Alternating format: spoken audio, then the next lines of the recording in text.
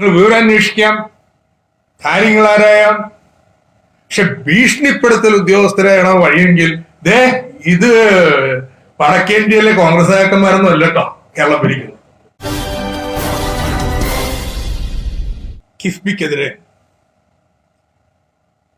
കേന്ദ്ര ധനമന്ത്രി അടക്കമുള്ളവര് പങ്കാളികളായിട്ടുള്ള വലിയൊരു രാഷ്ട്രീയ ഗൂഢാലോചന മറനീക്കി പുറത്തു വന്നിരിക്കുകയാണ്.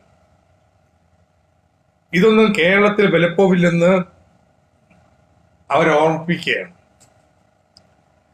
കേരള വികസനത്തെ തകർക്കാനുള്ള ഏത് ശ്രമത്തെ ജനങ്ങളെ അണിനിരത്തി നേരിടുക തന്നെ. കിഫ്ബി തുടങ്ങി വെച്ചിട്ടുള്ള അന്യാദൃശ്യമായിട്ടുള്ള വികസന പ്രവർത്തനങ്ങൾ മുന്നോട്ട് കൊണ്ടുപോകുക തന്നെ ചെയ്യും. ഇക്കാര്യത്തിൽ ഒളിച്ചുകളി നടത്തുന്ന UDF-ന് ലൈഫ് മിഷന്റെ കാര്യത്തിൽ എന്ന പോലെ ജനങ്ങൾ അവരുടെ നിലപാട് തിരുത്തിക്കും.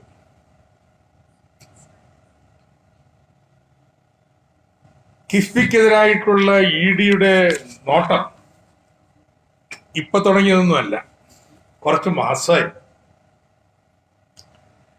കഴിഞ്ഞ 8-ാം മാസം 9-ാം തീയതി നമ്മുടെ സ്വർണ്ണക്കള്ളക്കടത്ത് കേസിന്റെ അന്വേഷണങ്ങൾ നടക്കുമ്പോൾ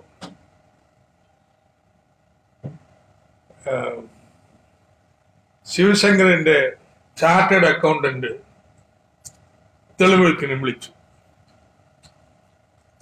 ഞാൻ അതിൽ 1-2 ചോദ്യങ്ങൾ വായിച്ചു കേൾപ്പിച്ചു. How long R Shri Sivasankar IAS and other bureaucrats you have claimed? എത്ര നാളായി ശിവശങ്കരനെ പോലുള്ള IAS നിങ്ങളുടെ ക്ലൈന്റുകളായി? അത് അദ്ദേഹം മറുപടി പറയുന്നുണ്ട്. ഞാൻ അവരുടെ പേരും കാര്യമൊന്നും വായിക്കുന്നില്ല. അടുത്ത ചോദ്യമാണ്, കേട്ടോളൂ. Did any of your client have any investment in KIIFB?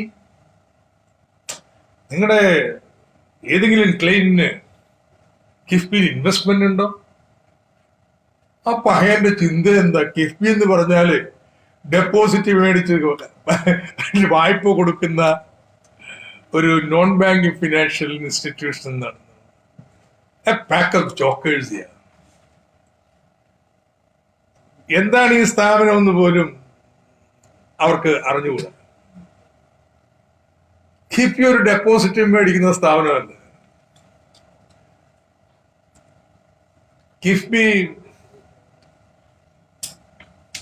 മറ്റു ധനകാര്യ സ്ഥാപനങ്ങളിൽ നിന്നും മണി മാർക്കറ്റിൽ നിന്നും വായ്പ അത് പല രൂപത്തിലാവും, ബോണ്ടായിട്ട്, അങ്ങനെ പല രൂപത്തിൽ വായ്പ വിഭവങ്ങൾ സമാഹരിച്ച് കേരളത്തില് പശ്ചാത്തല സ്വയംന് വേണ്ടി വായ്പ നിക്ഷേപം നടത്തുന്ന സ്ഥാപനമാണ്.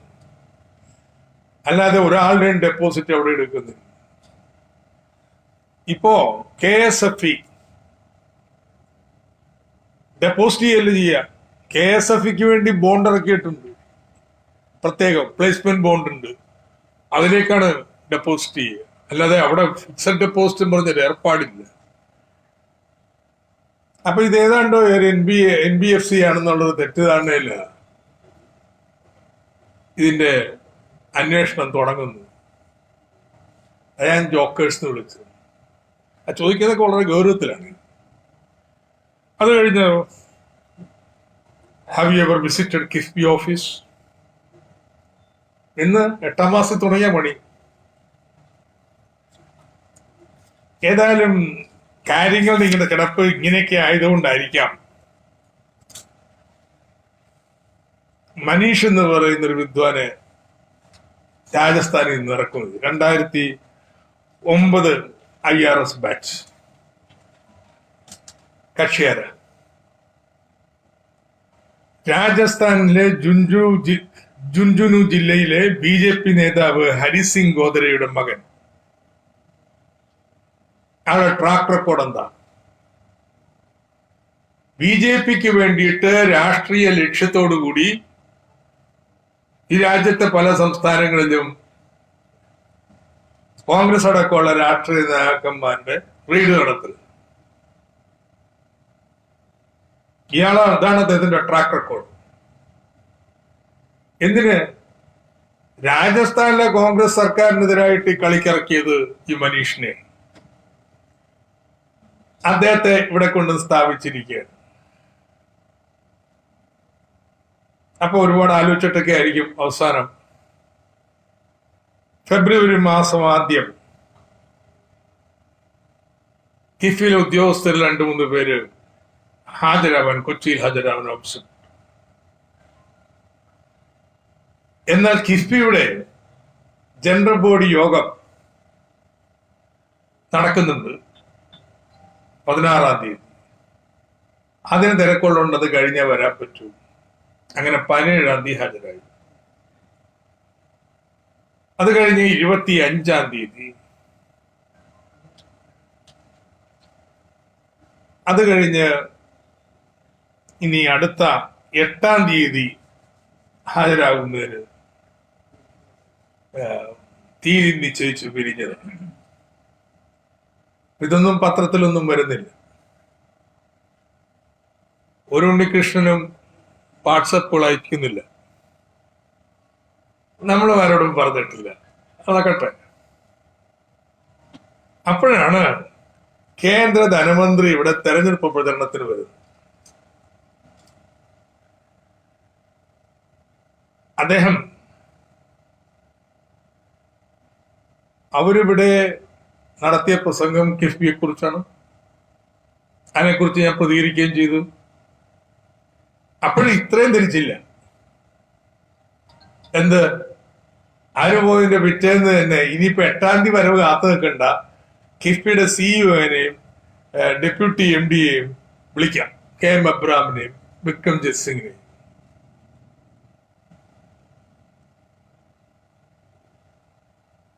കഴിഞ്ഞ ദിവസം കിഫ്ബിയുടെ ഉദ്യോഗസ്ഥര് ഹാജരായപ്പോൾ, 25-ാം തീയതി ഹാജരായപ്പോൾ, അവിടുത്തെ കമ്പ്യൂട്ടർ സ്ക്രീനില് കിഫ്ബിയെ കുറിച്ചുള്ള നിർമ്മല സീതാരാമന്റെ പ്രസംഗത്തിന്റെ പ്രസക്ത ഭാഗം കിടക്കുക.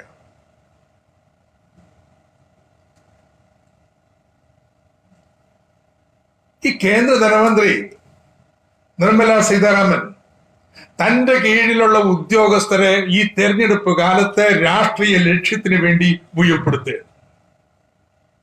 അവരുടെ കീഴിലുള്ള സ്ഥാപനമാണ്. അവര് വരുന്നു, കിഫ്ബിക്കെതിരെ പ്രസംഗിക്കുന്നു, അവിടെ പ്രസംഗമെല്ലാം ഇവര് പഠിക്കുന്നു.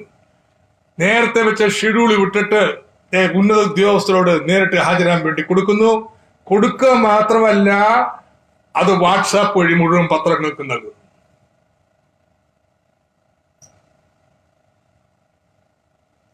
രാഷ്ട്രീയ പ്രചരണത്തിന് തെരഞ്ഞെടുപ്പ് കാലത്ത് EDയെ BJP ഉപയോഗിക്കുകയാണ്. ഇലക്ഷൻ പെരുമാറ്റച്ചട്ടത്തിന്റെ നഗ്നമായ ലംഘനത്തിന് കേന്ദ്ര ധനമന്ത്രി തന്നെ നേതൃത്വം കൊടുക്കുകയാണ്. ഇവിടെ 2 വട്ടം കിഫ്ബി ഉദ്യോഗസ്ഥരെ വിളിച്ചു വരുത്തി. അവർക്ക് ചോദ്യങ്ങൾക്ക് ഉത്തരവല്ല കിട്ടുന്നത്, വിശദീകരണമല്ല കിട്ടുന്നത്, മറിച്ച് അവർക്ക് വേണ്ട ഉത്തരവ് വേണ്ടത്. ഒന്നുകിൽ യെസ് ഓർ നോ, വേറെ വിശദീകരണം വേണ്ട. അതല്ലെങ്കിലോ ഐ ഡോണ്ട് നോ എന്ന് പറഞ്ഞാൽ മതി. ഐ ഡോണ്ട് നോ എന്ന് പറയിക്കാനാണ്. എന്തിന്? പറയുന്നവരെ വിളിപ്പിക്കാനാണ്. ഭീഷണി, ഹരസ്മെന്റ്. ഒരു കാര്യം EDയോട് വ്യക്തമാക്കാം, ഇവരെ കേരള സർക്കാരിന്റെ ഉദ്യോഗസ്ഥരാണ്. ഇവിടെ മന്ത്രിമാരടക്കമുള്ളവർക്ക് തീരുമാനത്തിന് അടിസ്ഥാനത്തിൽ പ്രവർത്തിക്കുന്നവരാണ്. അവരുടെയൊക്കെ പെരുമാറ്റത്തിന്റെ പ്രവൃത്തിയുടെ ഉത്തരവാദിത്തം ഏറ്റെടുക്കാൻ ഉണ്ടെന്ന് ഇവിടെ, അതുകൊണ്ട് ഇവിടെ വന്നിരിക്കുന്നു. അതല്ല, നിങ്ങൾ വിവരം അന്വേഷിക്കാം, കാര്യങ്ങളാരായാം. പക്ഷെ ഭീഷണിപ്പെടുത്തൽ ഉദ്യോഗസ്ഥരാണോ വഴിയെങ്കിൽ, ഇത് വടക്കേന്ത്യയിലെ കോൺഗ്രസ് നേതാക്കന്മാരൊന്നും അല്ല കേട്ടോ കേരളം ഭരിക്കുന്നത്.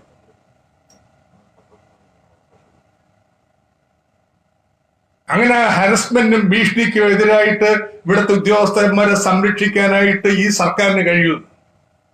ഇവിടെ നിയമപാലനത്തിന് പോലീസുണ്ട്. അങ്ങനെ സംസ്ഥാനമായിട്ട് ഏറ്റുമുട്ടലിനാണ് കേന്ദ്ര സർക്കാർ കോപ്പ് കൂട്ടുന്നതെങ്കിൽ പേടിച്ചൊന്നും പിന്മാറാൻ തീരുമാനിച്ചിട്ടില്ല. എന്താ ഇഡിയുടെ വാദം? വാദങ്ങളൊക്കെ നമ്മുടെ CAG പറഞ്ഞതിന്റെ തുടർച്ചയാണ്. ഇവിടത്തെ BJP നേതാവിന് വേണ്ടി വക്കാലത്തെടുത്ത് പോയ KPCC സെക്രട്ടറി അവരെല്ലാം കോടതി പറഞ്ഞ വാദങ്ങൾ ആവർത്തിക്കുക. ആ വാദങ്ങളൊക്കെ നിയമസഭ കമ്പോട് കമ്പ് ചർച്ച ചെയ്ത് തള്ളിയത്. അപ്പൊ അന്നിങ്ങനെ തള്ളിയപ്പോ ഇത്രയും അത് കടന്നുപോയില്ലേ?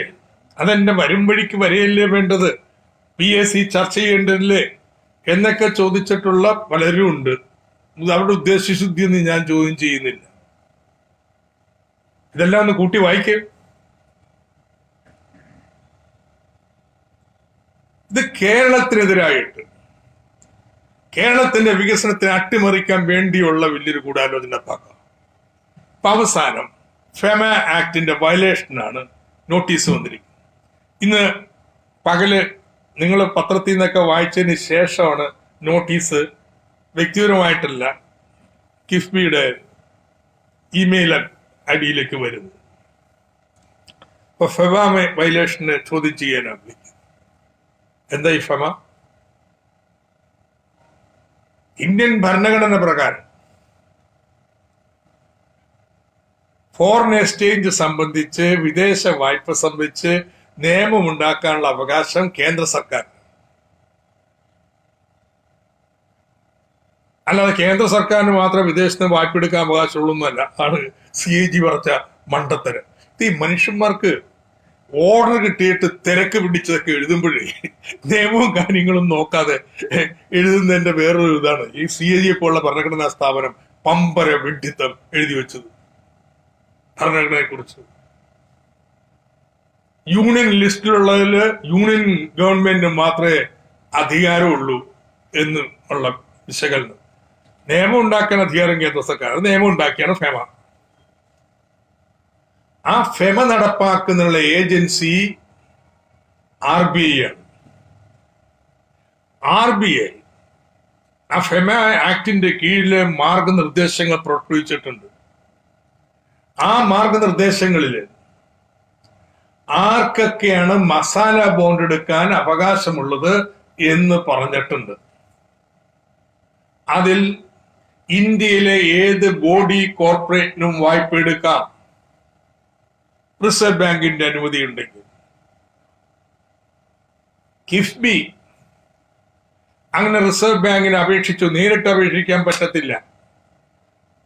മാർഗനിർദ്ദേശപ്രകാരം അതിനുള്ള ഓതറൈസ്ഡ് ഏജൻസ് സ്റ്റാൻഡേർഡ് ബാങ്കും ആക്സിസ് ബാങ്കും അവര് വഴി അപേക്ഷകൾ സമർപ്പിച്ചു. RBI ബോഡി കോർപ്പറേറ്റ് ഏത് ബോഡി കോർപ്പറേറ്റിനും കൊടുക്കുന്ന പോലെ ഇതിനും അനുവാദം തന്നു. അതിന്റെ അടിസ്ഥാനത്തിൽ വായ്പ എടുക്കാനുള്ള നമ്പർ RBI നിന്ന് മേടിച്ചു. വായ്പ എടുത്തു. മാസം മാസം അങ്ങനെ എടുത്ത വായ്പ എന്തിനു വേണ്ടി വിനിയോഗിച്ചു, ഡിപ്ലോയ്മെന്റ് ഫണ്ട്സ് അതിന്റെ റിപ്പോർട്ടും കൊടുക്കുന്നു. എന്ത് വയലേഷനെ കുറിച്ചാണ് ഈ പറയുന്നത്?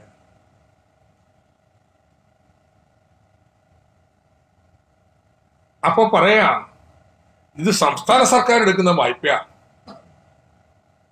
അല്ലെന്ന് കേരളത്തിൽ നിയമം പാസാക്കിയുണ്ട്. കിഫ്ബി നിയമം, കേരള നിയമസഭ. ഇതിനെ കിഫ്ബിയെ നിർവചിക്കുന്നത് ബോഡി കോർപ്പറേറ്റ് എന്നാണ്, അല്ല സർക്കാർ അല്ലത്. നിർമ്മല സീതാരാമനോട് ഞാൻ ചോദിച്ച ചോദ്യം ഇപ്പോഴും നിൽക്കുകയാണ്. നിർമ്മല സീതാരാമന്റെ ബഡ്ജറ്റിൽ വളരെ ഉദാരമായിട്ട് കേരള സർക്കാരിന് 65,000 കോടി രൂപ, തമിഴ്നാട്ടിന് 95,000 രൂപ കണ്ടു, ബംഗാളിന് 1,00,000-ൽ പരം കോടി രൂപ അങ്ങ് പ്രഖ്യാപിച്ചു. തുക എത്ര വലിപ്പമുള്ളത്? കേന്ദ്ര ബഡ്ജറ്റിൽ എവിടെയെങ്കിലും ആ പണം വകയിരുത്തിയത് ചെലവാക്കാനോ വരുമാനമായിട്ടോ? അക്കൗണ്ട് നോക്കി കാണില്ല. പിന്നെ എവിടെയാ നഹായ് ഉണ്ടാക്കുന്ന പണം? നഹായ് ദേശീയപാത നിർമ്മിക്കുന്നതിന് ഒരു ഹൈബ്രിഡ് മോഡലാണ്. ഇപ്പൊ നമ്മുടെ ഊരാളുങ്കൽ സൊസൈറ്റിക്ക് കാസർഗോഡ് സെക്ഷൻ ടെൻഡർ വിളിച്ച് കിട്ടി. എങ്ങനെ? പാതി പണം അവർ അഡ്വാൻസ് ആയിട്ട് തരും കേന്ദ്രം, ബാക്കി പാതി പണം 20 വർഷം കൊണ്ട് കേന്ദ്രം തരത്തുള്ളൂ. അത് ഇവര് വായ്പ എടുത്ത് പണിതോണം. ഇതാണ് മോഡൽ. അതിന് പാതിപ്പണം തരണമല്ലോ, അല്ലെങ്കിൽ ഇവർക്ക് വേണ്ടി വായ്പ എടുക്കുന്നുണ്ടല്ലോ, ബാക്കി ഉൾപ്പെടുത്തുന്നുണ്ട്. എന്തുകൊണ്ടാ?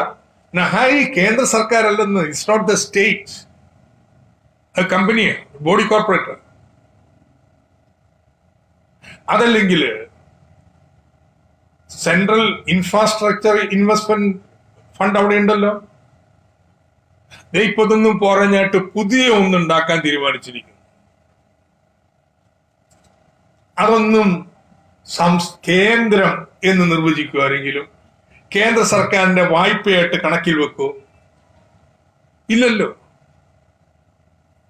പിന്നെ എന്ത് ഫെമ വയലേഷനെ കുറിച്ച് അവര് പറയുന്നു?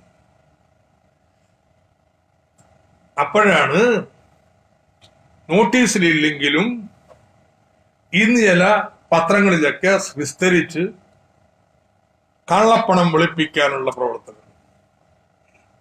ഒരാള് സ്വർണ്ണക്കടത്തിന്റെ കള്ളപ്പണം അത് വിദേശത്ത് കൊണ്ടുപോയി അത് കിഫ്ബി നിക്ഷേപിച്ചിരിക്കുകയാണ്. ആരെങ്കിലുമൊക്കെ പറഞ്ഞു കൊടുക്കുന്നതായിരിക്കുമല്ലോ, ഇഡിന്നോ അല്ലെങ്കിൽ അവരുമായിട്ടുള്ള ബന്ധമുള്ളവരിൽ നിന്ന്.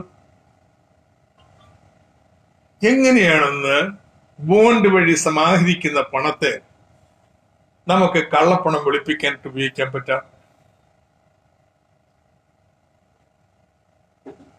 നിങ്ങൾ കിഫ്ബിയില് നിക്ഷേപം നടത്തണമെങ്കിൽ, ബോണ്ട് വാങ്ങണമെങ്കിൽ, അല്ല എന്തിനു കിഫ്ബി നമ്മുടെ സർക്കാരിന്റെ ഏതെങ്കിലും ബാങ്കിൽ തുടങ്ങണമെന്നുണ്ടെങ്കിൽ KYC ഉണ്ട്, കൃത്യമായിട്ട് നിങ്ങൾ ഐഡന്റിഫൈ ചെയ്യണം.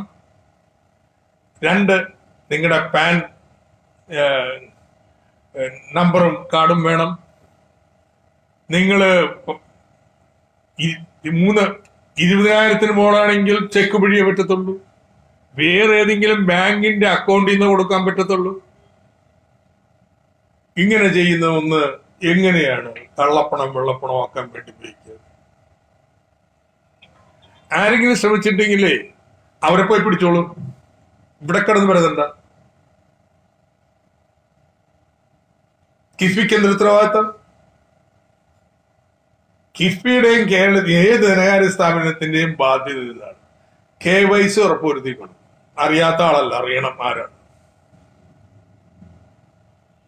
അവര് നിക്ഷേപിക്കുന്ന പണം അതുമായി ബന്ധപ്പെട്ട് പാൻ കാർഡും കാര്യങ്ങളും വേണം. അവിടെ ഇൻകം ടാക്സ് അതോറിറ്റീസ് പരിശോധിക്കാൻ ബന്ധപ്പെടാൻ. 3, അതിന്റെ ആധാർ വേണം. 4, ബാങ്ക് വഴി അല്ലാതെ എടുക്കാൻ പാടില്ല. അപ്പൊ ഒരു ഫിഷിംഗ് എക്സ്പെഡീഷൻ ഇല്ല, അങ്ങ് നടക്കുക. അതുപോലുമല്ല ഈ ഇവരുടെ ഉദ്ദേശം എന്താണെന്നറിയോ? CEO-നെ വിളിപ്പിക്കാം, ഉദ്യോഗസ്ഥന്മാരെ വിളിപ്പിക്കാം, നിരന്തരം വാർത്ത വരുത്താം. കിഫ്ബി എന്ന ധനകാര്യ സ്ഥാപനത്തെ ഞെക്കി കൊല്ലുക എന്നുള്ളത് തന്നെയാണ്. ഇറങ്ങിയിരിക്കുകയാണ് കേന്ദ്ര ധനമന്ത്രി തന്നെ. അവർ നടത്തുന്നില്ല ധനകാര്യ സ്ഥാപനങ്ങൾ. ഒരു ധനകാര്യ സ്ഥാപനത്തോട് എങ്ങനെയാ പെരുമാറാ? അതിനൊരു പെരുമാറ്റച്ചട്ട്.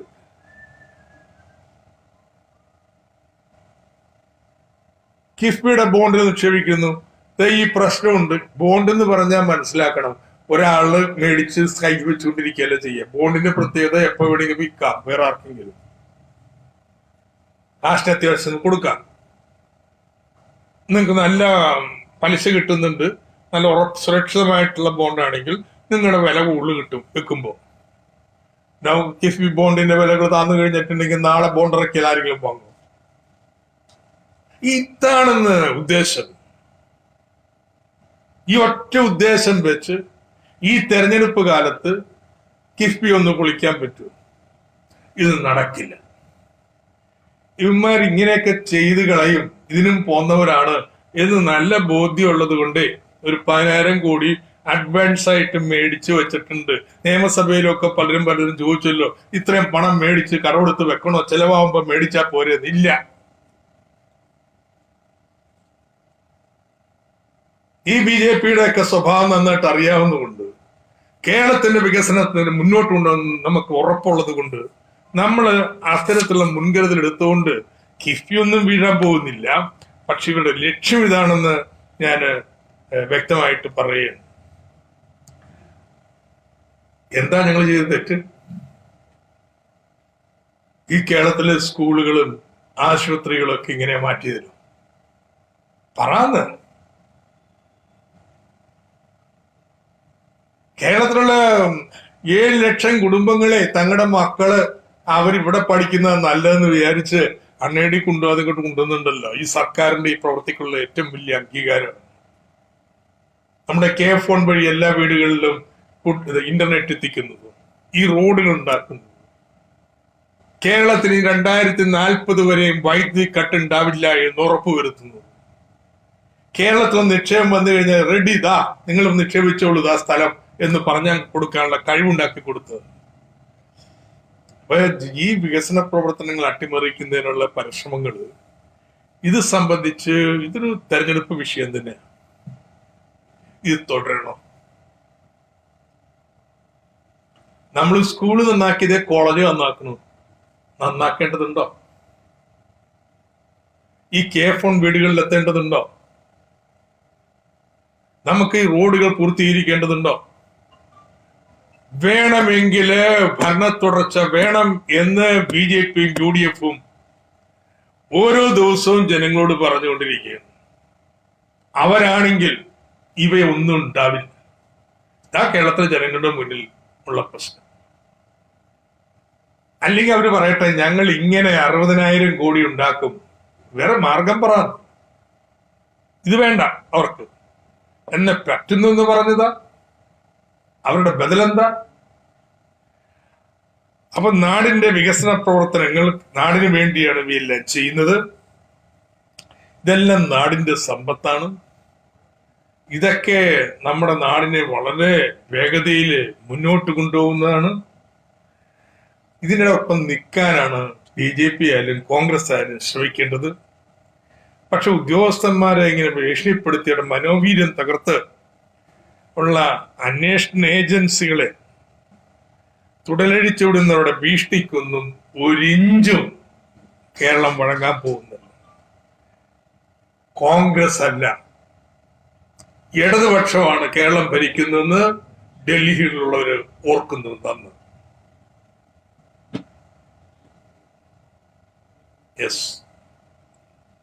ഈ ഇഡിയുടെ ചോദ്യം ചെയ്യലില് ഇലക്ഷന്റെ അവസാന ഘട്ടത്തിലേക്ക് എത്തുമ്പോൾ, പ്രചരണത്തിന്റെ അവസാന ഘട്ടത്തിലേക്കും താങ്കളും ഒരു നോട്ടീസ് പ്രതീക്ഷിക്കുന്നുണ്ട് ധനമന്ത്രി? അത് നിങ്ങൾ പത്രത്തിൽ ഞാൻ വായിച്ചു, ധനമന്ത്രിയെ വിളിപ്പിക്കുന്നത്. ഓയ്യോ, അത് കേട്ടതിന് ശേഷം എനിക്ക് ഭയങ്കര പേടിയായിപ്പോയി. പേടിച്ചിരിക്കുക. എന്നാ ED വിളിപ്പിക്കുക? വരട്ടല്ലേ എന്ന് മനുഷ്യൻ. ഈ നാട്ടിലെ ജനങ്ങളുടെ പിന്തുണയുള്ളവരാ ഞങ്ങൾ. നിങ്ങളൊന്ന് വിളിപ്പിച്ചു കഴിഞ്ഞാൽ വരണ്ടെന്തോ ചെയ്യുന്ന പോലെ. എന്തോന്നിനാ വിളിപ്പിക്കണേ?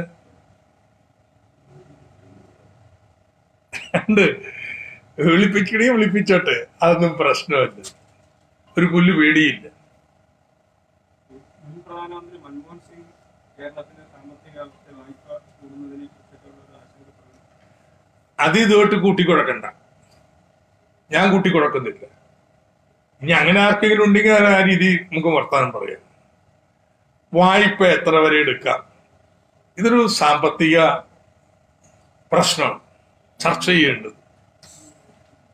ഇപ്പൊ നമ്മൾ 3% വരെ വായ്പ എടുക്കാൻ പാടുള്ളൂ എന്ന് പറഞ്ഞു. ഞാൻ അതിനെതിരാണ്. പക്ഷെ മൻമോഹൻ സിംഗ് അനുകൂലം അദ്ദേഹമാണത് കൊണ്ടുവന്നത്. അത് നിയമമാണ്. അത് ലംഘിക്കാൻ കേരള സർക്കാരിന് കഴിയത്തില്ല. അതിനനുസരിച്ചേ വായ്പ എടുക്കൂ. നിങ്ങൾ ഈ വർഷം ഏതെങ്കിലും രൂപത്തിൽ കുറച്ച് കൂടുതൽ വായ്പ എടുത്താൽ മാർച്ച് 30 കണക്കിലറിയും.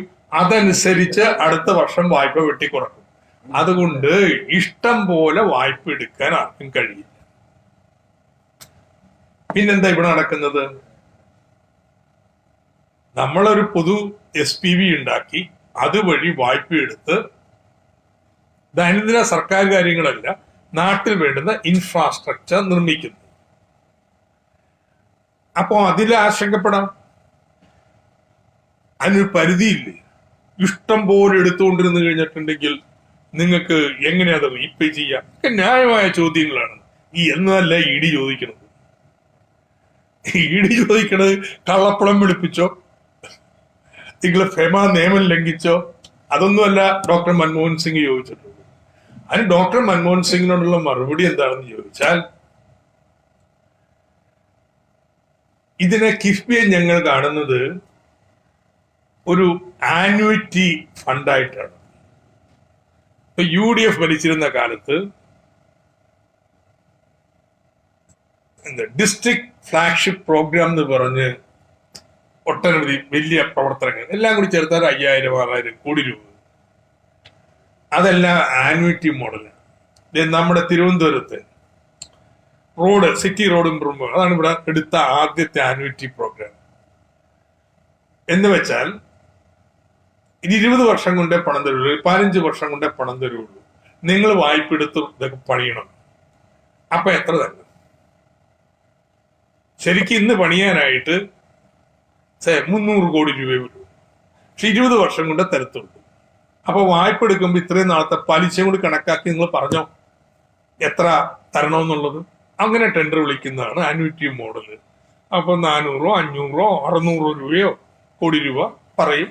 ഏറ്റവും കുറച്ച് പറഞ്ഞാർക്ക് കൊടുക്കും. കിഫ്ബി അതുപോലൊരു ആന്വിറ്റി മോഡലാണ്. ഓപ്പൺ എൻഡഡ് അല്ല, ഇഷ്ടം പോലെ എടുക്കാനുള്ളതല്ല. ബഡ്ജറ്റിൽ പറഞ്ഞ കാര്യങ്ങൾ പ്രസംഗത്തിൽ അത് തന്നെ എല്ലാ വർഷവും പറയുന്നില്ല. ആദ്യം 2 വർഷം പറഞ്ഞതേ ഉള്ളൂ. പിന്നെ വല്ല അത്യാവശ്യം വല്ലതും വന്നാൽ മാത്രമേ ഉള്ളൂ. അത്രയും കാര്യങ്ങൾ നിങ്ങൾ ചെയ്യണം. അത് നിങ്ങൾ ടെൻഡർ വിളിച്ച് SPVകൾ വഴി ചെയ്യിക്കൂ. അതിന് ആന്വിറ്റി ആയിട്ട് കേരള സർക്കാർ മോട്ടോർ വാഹന നികുതിയുടെ പകുതി തരും. ഇത്രയും നിങ്ങൾ ചെയ്യണം. അതിന് കേരള സർക്കാർ ഒരു ആന്വിറ്റി ആയിട്ട് മോട്ടോർ വാഹന നികുതിയുടെ പകുതി തരും. എന്ന് വെച്ചാൽ ഇങ്ങനെ കേരള സർക്കാരിൽ നിന്ന് ആന്വിറ്റിയായി കിട്ടുന്ന തുകക്ക് ഒതുങ്ങുന്ന പ്രവർത്തികൾ മാത്രമേ അവർ ഏറ്റെടുക്കുള്ളൂ. അതിനാണ് അസറ്റ് ലയബിലിറ്റി മാച്ചിങ് എന്ന് പറയുന്നത്. അടുത്തൊരു 20 വർഷക്കാലം കിഫ്ബിക്ക് കേരള സർക്കാരിൽ നിന്ന് എന്ത് വരുമാനം ഇങ്ങനെ കിട്ടുമെന്ന് കൃത്യമായിട്ട് കണക്ക് കൂട്ടും. അത് വളരെ എളുപ്പമാണ്. അതാണ് എന്റെ വരുമാനം. ഇതിന്റെ ലയബിലിറ്റി എത്രയാണ്? ആ കോൺട്രാക്ടർമാരുടെ ബില്ലും കോൺട്രാക്ടർമാർക്ക് കൊടുക്കാൻ വേണ്ടി വായ്പ എടുത്തപ്പോൾ തിരിച്ചടവ്. ഒരു സമയത്ത് കിഫ്ബിയുടെ ലയബിലിറ്റി അസറ്റിനേക്കാൾ ഉയരില്ല എന്നവർക്ക് ഉറപ്പുവരുത്തും. അതാണ് എന്റെ ബിസിനസ് മോഡൽ. അതുകൊണ്ട് ഒരു അധിക ബാധ്യത ഉണ്ടാക്കണില്ല. നിങ്ങൾ നിയമത്തിൽ പാസ്സാക്കിയപ്പോ പറഞ്ഞതിന്റെ അപ്പുറത്തേക്ക് അല്ല. കിഫ്ബി ഇവിടെ ഇരുന്നിട്ട് ഇപ്പൊ 50,000, നാളെ എന്നാ 1 ലക്ഷം ഉണ്ടാക്കിക്കളെ, 2 ലക്ഷം ഉണ്ടാക്കിക്കളെ. നോ, അത് അങ്ങനെ ചെയ്യുന്നുണ്ടോ ഇല്ലെന്ന് നോക്കാൻ വേണ്ടിയിട്ട് ഉള്ള ചെക്ക് ആൻഡ് ബാലൻസുകളും ഒക്കെ ഉണ്ട്. Fund trustee, fidelity board. അതുകൊണ്ട് ഡോക്ടർ മൻമോഹൻ സിംഗ് ഇതിന്റെ മോഡലിന്റെ വിശദാംശങ്ങൾ അറിയാത്തതുകൊണ്ട് മാത്രമാണ് അദ്ദേഹം ഇതിനെ ഇവിടെ BJPക്കാര് പറയുന്ന പോലെ അല്ലെങ്കിൽ ഇവിടത്തെ കോൺഗ്രസ്സുകാർ പറയുന്ന പോലെ ഭരണഘടനാ വിരുദ്ധമൊന്നും വിശേഷിപ്പിച്ചിട്ടില്ല. ഇത് കള്ളപ്പണം വെളുപ്പിക്കാനുള്ള ഏർപ്പാടാണെന്ന് പറഞ്ഞിട്ടില്ല. അദ്ദേഹത്തിന്റെ വിശകലനം ഈ ഡെറ്റ് അൺസസ്റ്റൈനബിൾ ആവും എക്കണോമിക്കലി. ഞാൻ പറയുന്നത് ഇല്ല. എന്തോ ഞാൻ പറഞ്ഞത് അതെ, ഇതാണ് എന്റെ മോഡൽ. ഇത് പ്രത്യക്ഷത്തിൽ മനസ്സിലാവണമെന്നില്ല. So it's not open ended borrowing.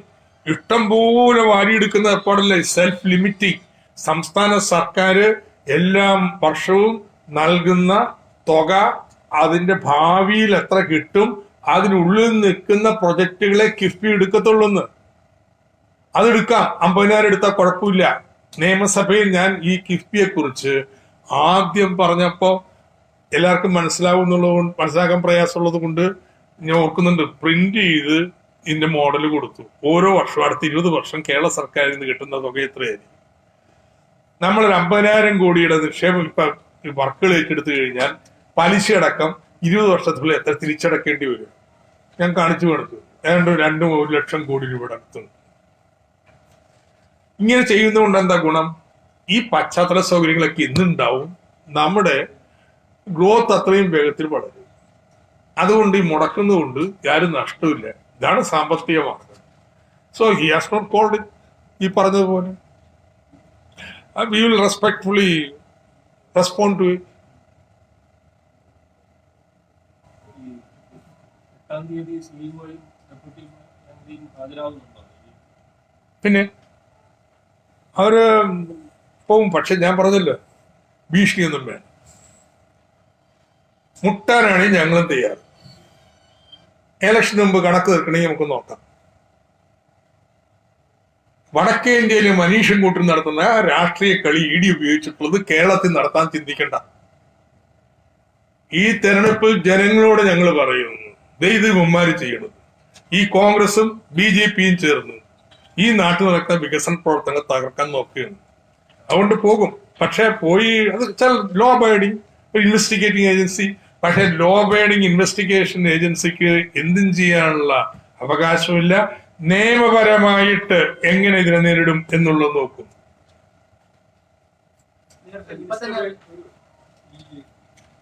അക്കൗണ്ടിനോട് ഗൗരവത്തോടെയാണ് ചോദിച്ചത്. ക്വസ്റ്റ്യൻ കണ്ടിട്ടാണോ അല്ല അയാളോട് ചോദിച്ചത് ഗൗരവത്തോടെയാണെന്നാണോ?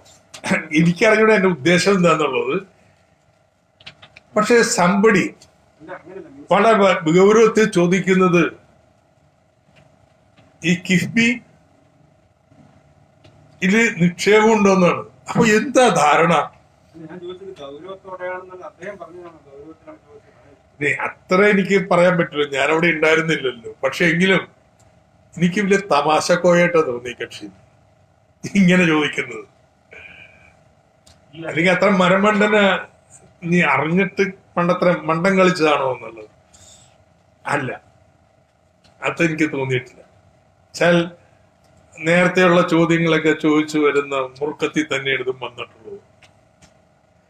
ഇത് അറിഞ്ഞുകൂടെ ഈ സാധനത്തെ കുറിച്ച് എന്താന്നുള്ളത്. അപ്പൊ ഇതിലൊക്കെ ഇങ്ങനെ ഉദ്യോഗസ്ഥന്മാര് കള്ളപ്പണക്കാര് ഇവിടെ കൊണ്ട് പണം ഇടുന്നൊരു സാധനമാണ് എന്ന് ധരിച്ചിട്ട് നിൽക്കുകയാണ്. നിയമപരമായി നേരിടാൻ എന്താണ് സാധ്യത?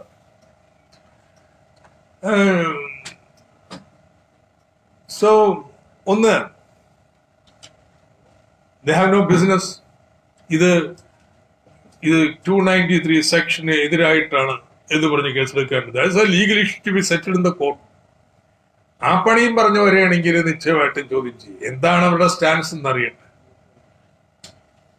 കാരണം അത് കോടതി തീരുമാനിക്കേണ്ടതാണ്, ED തീരുമാനിക്കാനുള്ളതല്ല.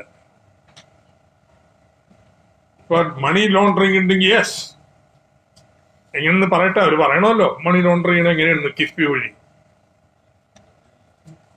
അല്ല, ഈ ഇപ്പൊ തന്നെ കിഫ്ബിക്കെതിരെ ഒരു കേസ് കോടതിയിൽ ഒരു കേസ് ഓൾറെഡി നിലവിലുണ്ട്. ആ സാഹചര്യത്തിൽ അതേ വിഷയം തന്നെ ഇപ്പോഴും ഇഡിക്ക് എങ്ങനെ കോടതിയിൽ പെൻഡിംഗ് ആയിട്ട് വിധി പറയാൻ പറ്റുന്ന ചർച്ച ചെയ്തുകൊണ്ടിരിക്കുന്ന കാര്യത്തിനടി കേസെടുക്കാൻ അവിടെ? അല്ല, അതാണ് ചോദിച്ചത്. No, they have no right. They have no mandate. ഇടിക്കാനുള്ള മാൻഡേറ്റ്, അവരുടെ മാൻഡേറ്റ് ഇവിടെ മണി ലോണ്ടറിങ് വല്ലതും നടത്തുന്നുണ്ട് എന്ന് തെളിയിക്കാറ്. തെളിയിക്കട്ടെ. സഭയിൽ പറഞ്ഞിട്ടുണ്ടായിരുന്നു. ആ രേഖ ഉണ്ടോന്ന് അന്ന് സഭ നടക്കുന്ന സമയത്ത് പ്രതിപക്ഷത്തെ വെല്ലുവിളിച്ചിട്ടുണ്ടായിരുന്നു. ഇപ്പൊ CID വിവരാവകാശ രേഖകൾ പ്രകാരം 1/7 കഴിഞ്ഞ വർഷം 1/7 ഈ എക്സിറ്റ് മീറ്റിംഗിന്റെ മിനിറ്റ്സ് അയച്ചു വിവരാവകാശ രേഖകളൊക്കെ പുറത്തുകൊണ്ടില്ല. അപ്പൊ അതിന് നിലപാട് മാറ്റുന്നുണ്ടോ? ഇല്ലില്ല, ഒരു നിലപാടും മാറ്റുന്നില്ല. നിങ്ങളൊരു വിവരാവകാശ രേഖ പ്രകാരം കേരള സർക്കാരോട് ചോദിക്കും, അപ്പൊ ഞങ്ങളും മറുപടി തരാം. ഞങ്ങൾ പറയും കിട്ടിയിട്ടില്ലെന്ന്. തെറ്റാണെന്നല്ല, ഞാൻ കേരള സർക്കാരിന് കിട്ടിയിട്ടില്ല. CID പരാമർശത്തിന്റെ അടിസ്ഥാനത്തിലാണ് ED ഈ നടപടി എടുക്കുന്നതെന്ന് ഈ നോട്ടീസിൽ എവിടെയെങ്കിലും പറഞ്ഞിട്ടുണ്ട്? ഇല്ലില്ല. ഫെമ ആക്ടിന്റെ ഞാൻ നിങ്ങളുടെ പത്രങ്ങളിലൊക്കെ വന്നത് വായിച്ചിട്ട് പറയുന്നതാണ്. നമുക്കും പത്രങ്ങൾ വഴിയാണത് അറിഞ്ഞത്, അല്ലാതെ ED അറിയിച്ചിട്ടില്ലല്ലോ. അപ്പോ അതില് എല്ലാരും CAG ഉദ്ധരിക്കുന്നുണ്ട്. തെരഞ്ഞെടുപ്പിൽ എങ്ങനെയാണ് ഇതിനെ കൈകാര്യം ചെയ്യുന്നത്? കേരളത്തിലെ ഏതെങ്കിലും പൗരനോട് ചോദിക്കുക, ഇതെന്ത് നിങ്ങളുടെ കുട്ടി പഠിക്കുന്ന സ്കൂള് നന്നാവണോ, പൂർത്തിയാവണോ, മകൻ പഠിക്കുന്ന കോളേജ് നന്നാവണോ, നിങ്ങൾ ദിവസം പോണ റോഡ് അടുത്ത വർഷം ആകുമ്പോൾ നന്നായിട്ട് കിടക്കണോ, പൂർത്തിയാവണോ? ഓരോരുത്തരോടും ചോദിക്കുക, നിങ്ങൾക്ക് വീട്ടില് വോൾട്ടേജ് ക്ഷാമം ഇല്ലാതെ അടുത്ത വർഷം പോലെ നിങ്ങൾക്ക് കറണ്ട് കിട്ടണോ? ഇതാ ഞങ്ങൾ ചോദിക്കാം. ഞാൻ എന്താ ഉത്തരം പറയാന്ന് വളരെ വ്യക്തമാണ്. ചെയ്യാൻ പറ്റൂല, ഇതൊക്കെ സർക്കാർ ചെയ്യേണ്ടതാണ്. പക്ഷെ ചെയ്യാനുള്ള പണം സർക്കാരിന് ഉണ്ടാവില്ലല്ലോ. അതുകൊണ്ടല്ലേ കേരളം ഇന്ത്യയില് ഏറ്റവും മോശം പശ്ചാത്തല സൗകര്യമുള്ള സംസ്ഥാനങ്ങളിലൊന്നായി നിൽക്കുന്നത്. അപ്പൊ അതിന് നമ്മുടെ ബഡ്ജറ്റിൽ നിന്ന് വരുമാനം ഉണ്ടാവില്ല.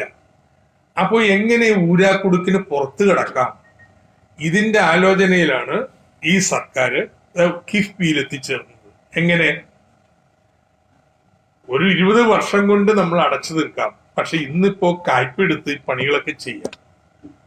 അപ്പൊ 20 വർഷം കൊണ്ട് അടച്ചു തീർക്കുന്ന എങ്ങനെ? അത് കൃത്യമായിട്ട് എത്ര കൊടുക്കണമെന്ന് നമ്മൾ നിയമത്തിൽ പറഞ്ഞിട്ടുണ്ട്, അല്ലാതെ ഇഷ്ടം പോലെയല്ല, കൃത്യമായി പറഞ്ഞിട്ടുണ്ട്. കൊടുക്കാൻ പറ്റുമോ? ഇതൊക്കെ നടപ്പായ കേരളത്തിന്റെ സാമ്പത്തിക വളർച്ച വേഗത കൂടും. അതുകൊണ്ട് നമുക്ക് സർക്കാരിന്റെ വരുമാനം കൂടും, ഇത് കൊടുക്കാനുള്ള പ്രാപ്തി ഉണ്ടാവും. BJP സംസ്ഥാന അധ്യക്ഷൻ തങ്ങൾക്കെതിരെ നടത്തിയ പരാമർശം ഐസക് രാജ്യദ്രോഹപരമായ നിലപാട് സ്വീകരിക്കുന്ന ആളാണ്. GSTക്കെതിരെ പെട്രോളിയം ഉൽപ്പന്നങ്ങൾക്ക് GST ചുമത്തുന്നതിനെതിരെ നിൽക്കുന്ന ആള് തോമസ് ഐസക്കാണ്. കള്ളപ്പണക്കാരെ ഏറ്റവും കൂടുതൽ പിന്തുണച്ച ആളും തോമസ് ഐസക്കാണ്. കള്ളപ്പണക്കാരെ പിന്തുണച്ചെന്ന് പറയുന്നത് ആ നോട്ട് നിരോധനത്തെ കുറിച്ചാണ്. എന്താ അവര് രാജ്യത്ത് ചെയ്തത്? ആ നോട്ട് നിരോധിച്ചിട്ട് അന്ന് തുടങ്ങിയ സാമ്പത്തിക ഇടിവ്, കോവിഡ് വരുന്നതിന് മുമ്പ് സാമ്പത്തിക വളർച്ച 3.2 കൊണ്ടുവന്നു. എത്ര ലക്ഷം കോടിയാണ് ഈ രാജ്യത്തിന് നഷ്ടപ്പെടുത്തിയെന്ന് വല്ല അറിയാമുണ്ടോ? ഈ 2% വളർച്ച നിരക്ക് ഇടിയുമ്പോൾ, അല്ലെങ്കിൽ 3% വളർച്ച നിരക്ക് ഇടിയുമ്പോൾ എത്ര ലക്ഷം കോടി ആ രാജ്യത്തിന് പോയെന്നറിയാം. ആരാ ഉത്തരവാദി? വിവരമില്ലാതെ ഈ നോട്ട് നിരോധിക്കാനായിട്ട് എന്തോ വലിയ മനുഷ്യന്മാരെ പേടിപ്പിക്കാൻ വേണ്ടിയിട്ട് എല്ലാവർക്കും പേടി. ഇനി ഇതെങ്ങാനോ എതിർത്ത് കഴിഞ്ഞാൽ കള്ളപ്പണക്കാരനെ പിന്തുണച്ചു എന്ന് പറയും. അതിനെയല്ലേ പേടിച്ചിരുന്ന എല്ലാവരും? കള്ളപ്പണേ നോട്ട് കെട്ടി സേഫി വെക്കുന്ന ഒരു ഏർപ്പാടല്ലത്. എത്ര ബാലിശമായ സാമ്പത്തിക ധാരണകളാണ്. GSTയെ കുറിച്ച്, പെട്രോളിയം ഉൽപ്പന്നങ്ങളെ GSTയിൽ ഉൾപ്പെടുത്താൻ ഭരണഘടന ഇപ്പൊ അനുവദിക്കുന്നുണ്ട്. ഒരു തവണ ഇതുവരെയുള്ള GST കൗൺസിൽ കേന്ദ്ര സർക്കാർ പെട്രോളിയം ഉൾപ്പെടുത്തണം എന്ന് പറഞ്ഞിട്ടില്ല, നിർദ്ദേശം വെച്ചിട്ടില്ല. പിന്നല്ലേ എതിർക്കണത്? കേന്ദ്ര സർക്കാരിന്റെ ഏറ്റവും പ്രധാനപ്പെട്ട വരുമാന മാർഗമായിട്ട് മാറിയിരിക്കുകയാണെന്ന്. ആ GSTയിലേക്ക് കഴിഞ്ഞാൽ അവർക്ക് ആ ഏറ്റവും വലിയ തിരിച്ചടി ഉണ്ടാവുക. അതുകൊണ്ട് ഈ പറയുന്നവരെന്ന് പറഞ്ഞാട്ടെ, പുറത്ത് ഏതെങ്കിലും മന്ത്രി വിളിച്ച് പറയുന്നില്ല, പെട്രോളിയം മന്ത്രി പറയുന്നതല്ല. GST കൗൺസില് ഇതുവരെ കേന്ദ്ര സർക്കാർ ഒരു പ്രാവശ്യം പോലും പെട്രോളിയം നികുതി കുറക്കുന്നതിന് വേണ്ടി GSTയിൽ ഉൾപ്പെടുത്തണം എന്നുള്ള നിർദ്ദേശം വെച്ചിട്ടില്ല. പിന്നെ എന്തിനാ എന്നെ കിട്ടി തരണത്? ഞാൻ പറഞ്ഞിട്ടുള്ള എന്നറിയാം, ഉൾപ്പെടുത്തുകയാണെങ്കിൽ അടുത്ത 5 വർഷം അതിന്റെ നഷ്ടപരിഹാരം തരാനുള്ള ഏർപ്പാടുണ്ടാവണം. പിന്നെ വേണ്ടേ?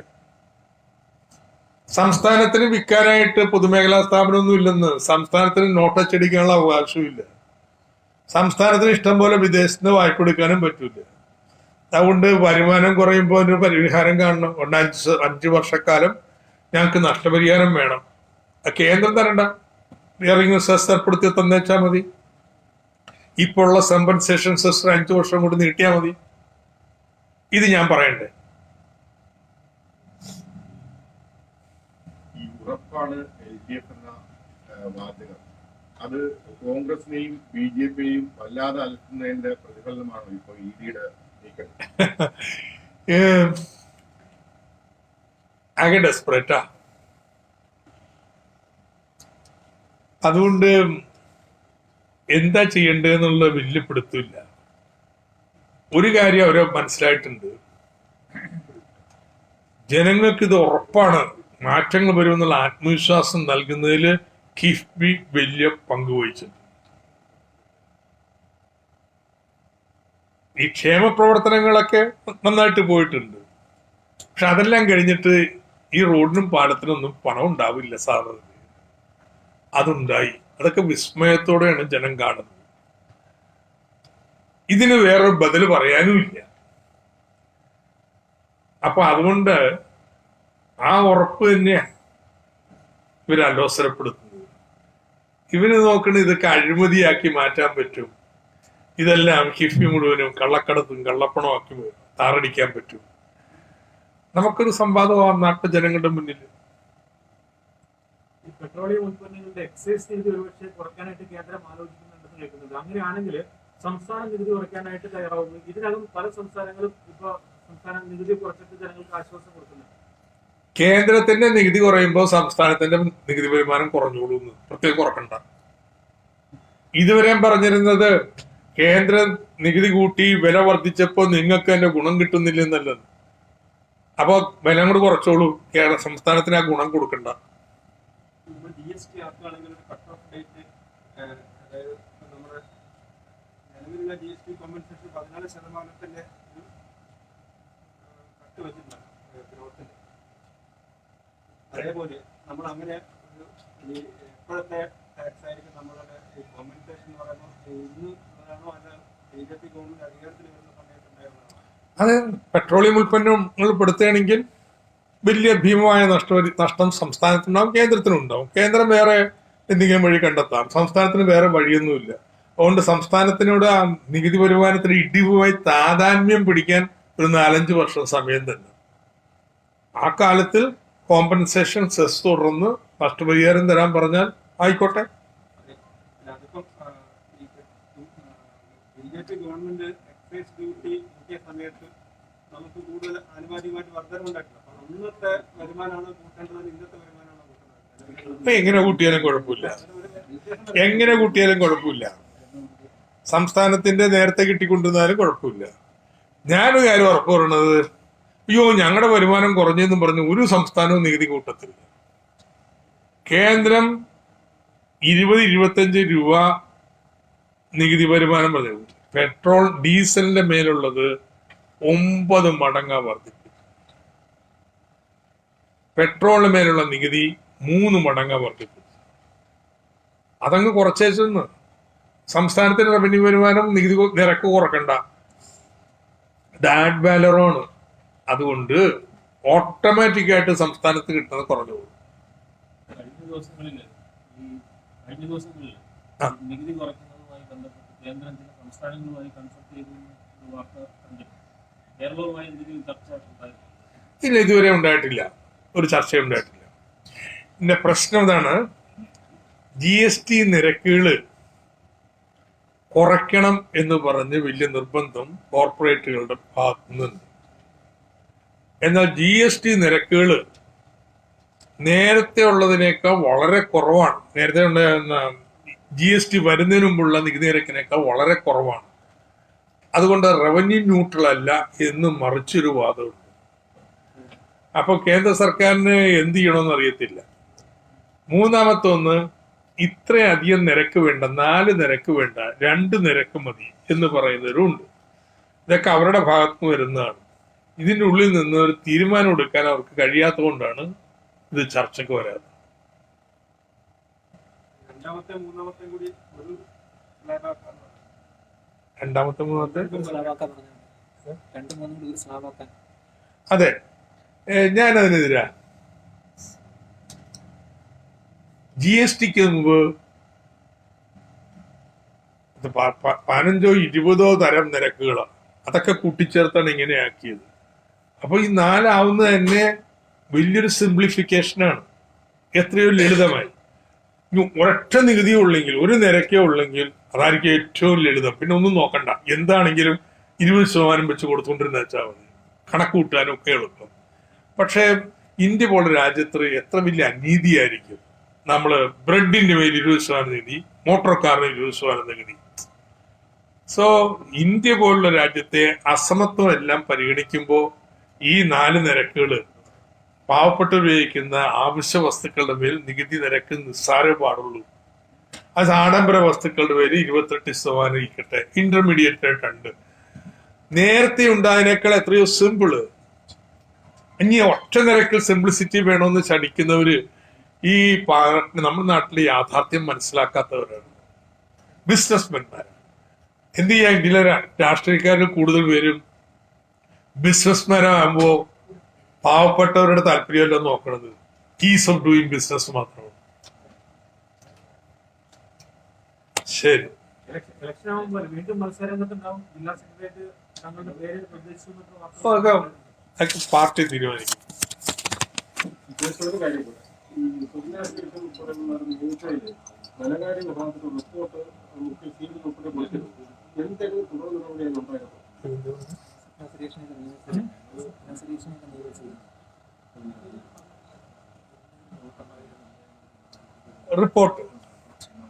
റിപ്പോർട്ട് ഇപ്പൊ ഞാൻ വെളിപ്പെടുത്തുന്നില്ല. കാരണം നടന്ന കാര്യങ്ങളെ കുറിച്ച് സമഗ്രമായിട്ട് സർക്കാർ തന്നെ അന്വേഷിച്ചു.